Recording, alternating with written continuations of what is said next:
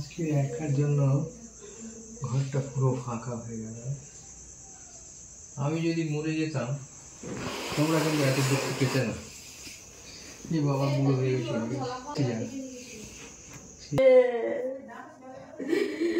আমার বাবা শুধু আমি কষ্টই দিয়ে গেলাম।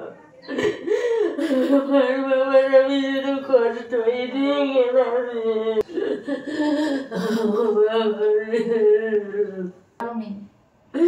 আমাদেরও ভগবান নেই। আমি সবসময় ভগবানকে বিশ্বাস করতাম যে আমার কেউ নেই, যখন তুমি থেকো সব ঠাকুরের কাছে আদিল পেতে ভিক্ষা দিতাম। তুমি কোনো বড় রোগ দিও না গো আমার সাথে, আমি চিকিৎসা করতে পারবো না।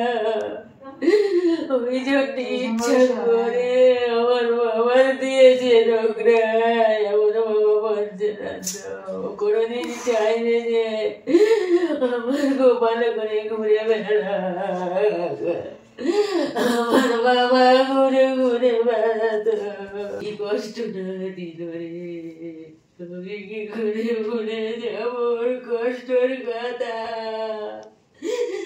আমি কেন এত কষ্ট করে দিলাম। তোমরা যে মায়ের এই ভিডিওটা দেখলে, এটা ছিল আজকের ভিডিও। ডেলি মা ভাইয়ের ঘরে ঢুকে এইভাবে পাগলের মতো কান্নাকাটি করছে। ডেলি প্রত্যেকটা দিন প্রত্যেকটা সময় মা এইভাবে পাগলের মতো করছে। মাকে নিয়ে মাসি চলে গেছে সন্ধেবেলায়, আর এখন আমার দুই মাসি রয়েছে, দিদিমা রয়েছে, আর দাদারা এসছে ভাইয়ের কাজের জন্য। এটা ছিল ভাইয়ের কাজের আগের ভিডিও। তো এখন এই ভিডিওটা আমি এডিট করছি। এই ভিডিওটা দেখলাম একটুর জন্য করেছিলাম, তারপরে আর কোনো রকম ভিডিও করিনি, ইচ্ছা হয়নি।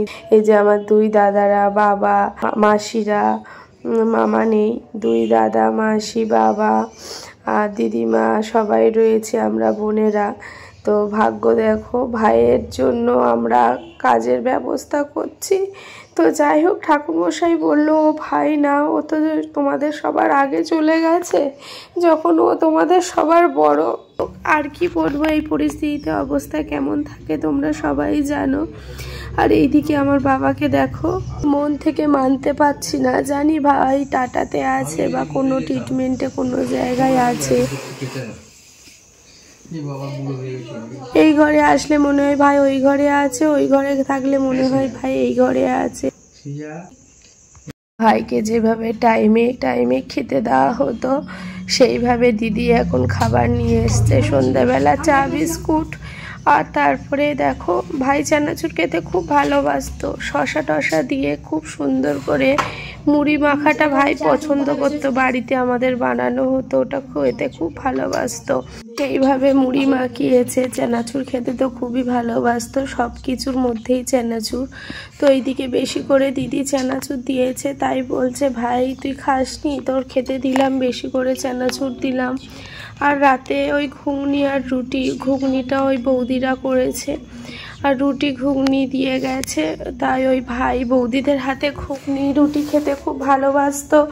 বৌদিদের হাতে যে কোনো রান্না ভাই খেতে খুব ভালোবাসতো। তো এইদিকে ওই জন্য ঘুগনি দিয়ে গেছে আমাদের জন্য, আর ওই সেই ঘুগনি ভাইকে দিলাম। ভাই আর রুটি আর ঘুগনি খাবে রাত্রেবেলা। এই ভিডিওটা ভাইয়ের কাজের আগের ভিডিও। জানো তো, এখন ভাইয়ের প্রতিটা মুহূর্ত তোমাদের সাথে শেয়ার করতে ইচ্ছা হয়, আর মনে হয় আমার ওয়াইটিতে আমার ভাইয়ের প্রতিটা মুহূর্ত যেন আমি স্মরণীয় করে রাখতে পারি, যেন প্রতিটা সেকেন্ডে যখন যেটা মনে হয় আমি বের করে ভাইয়ের ভিডিওগুলো দেখতে পারি। সেই জন্য বিশেষ করে ভাইয়ের প্রতিটা মুহূর্তের ভিডিও যতটা পারছি, যতটা আমার কাছে আছে, আমার চ্যানেলে রেখে দেওয়ার চেষ্টা করছি। তো এই ভিডিওগুলো প্রথমে ভেবেছিলাম দেব না। আমি জানি না আমার ভাই কোথায় আছে, কি করছে না করছে।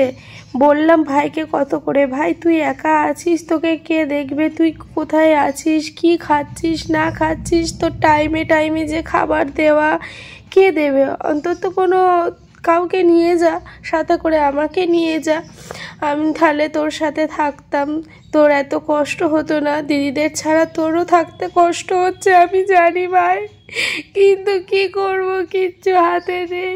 কিন্তু যদিও বা কিছু করি, তোর কাছে যেতে পারবো কি? জানি সুসাইড করা খুব খারাপ কাজ, কিন্তু এই খারাপ কাজটা করলে কি তোর পাশে যাব? তুই তো ভালোভাবেই গেছিস, ভগবান তো তোর ভালো থাকাকালীন একটু কষ্ট, মানে একটু কষ্ট কম করেনি, বেশি বেশি যত পেরেছে তোর কষ্ট দিয়ে গেছে।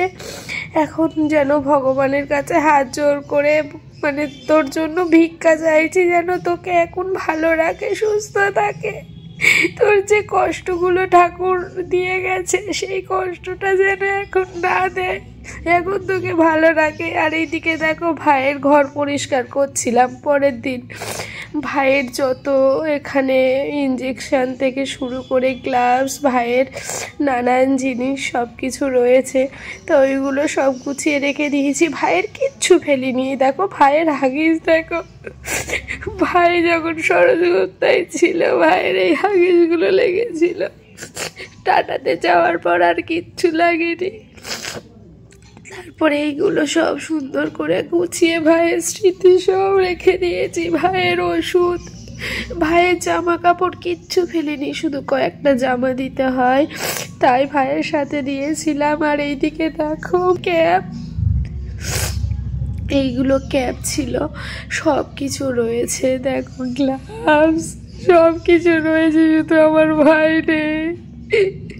আর এইদিকে দেখো ভাইয়ের নতুন ক্লাসের বই বোন কিনে দিয়েছিল, ভাই বই পড়তে খুব ভালোবাসতো। সব কিছু এই ওয়ার্ড্রপের মধ্যে আমি গুছিয়ে রেখে দিলাম। এখন সকালবেলা তো ওই জন্য ভাইকে ব্রাশ দিয়েছিলাম, ভাই তাওয়াল, এই জলের বোতল সব কিছু সাজানো, শুধু ভাইয়ের ঘরে সব কিছু সাজানো আছে, ওর জলের বোতল। এই যে ফ্লাক্স দেখছো, এই ফ্লাক্সটা জানো তো আমি কিনে দিয়েছিলাম সরজগুপ্তায় থাকাকালীন, তখন থেকে ফ্লাক্সটা অনেক দিন চলেছে। কিছুদিন আগে এই ফ্লাক্সটা মার হাত থেকে পড়ে ভেঙে গেছিলো দেখে ভাই খুব রেগে গেছিলো, বোনকে বলছিল দিদি দেখ মা ফ্লাক্সটা ভেঙে দিয়েছে। তারপরে বোন, ভাইয়ের পছন্দ যেহেতু ফ্লাক্স ছিল, বোন ওই একই রকমের ফ্লাক্স কিনে নিয়ে এসছে। আমরা সব দিক থেকে ভাইকে ধরে রাখার চেষ্টা করেছিলাম, শুধু ভগবান যদি একটু সহায় থাকতো আমাদের, তাহলে আমার ভাই থাকতো।